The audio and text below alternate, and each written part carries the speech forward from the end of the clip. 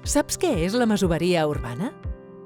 La masoveria urbana és un acord entre el propietari i el masover en el qual se cedeix l'ús de l'habitatge a canvi de la seva rehabilitació.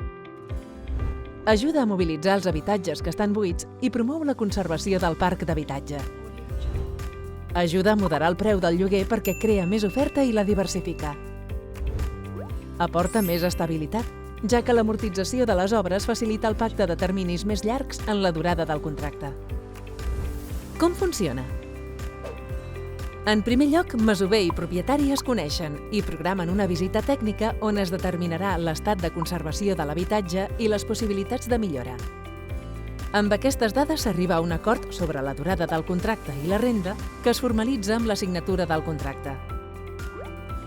Amb les claus a la mà, el masover ja pot instal·lar-se a l'habitatge si aquest disposa de cèdula d'habitabilitat i començar la rehabilitació en els termes pactats.